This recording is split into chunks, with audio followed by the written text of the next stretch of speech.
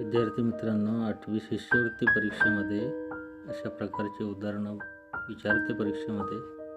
तर या ठिकाणी बघा, इथं 4.9 घन अधिक 2.1 घन छेद 4.9 वर्ग मायनस 10.29 गुणिले 1 अधिक 4.41.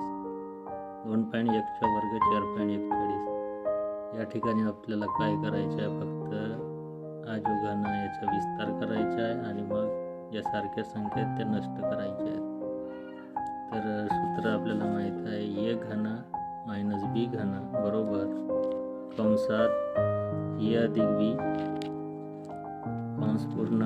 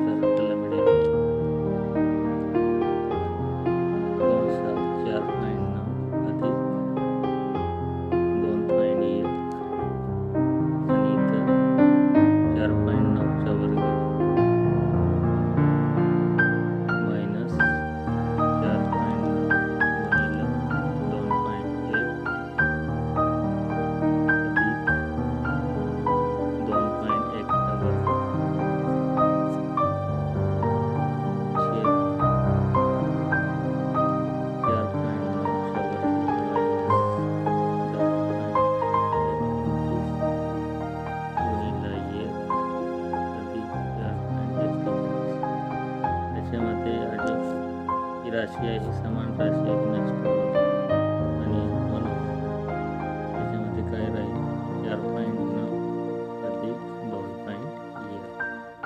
यांची जर आपण बेरीज केली योग्य उत्तर काय येईल, 7.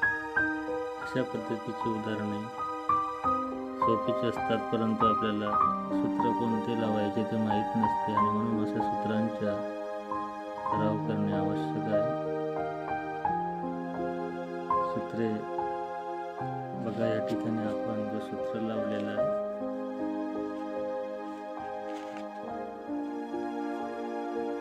ए घन मायनस बी घन बरोबर कंस ए अधिक बी कंस पूर्ण कंस ए वर्ग मायनस ए बी अधिक बीचा वर्ग कंस पूर्ण. तर अशा प्रकारच्या उदाहरणांचा आपण जास्तीत जास्त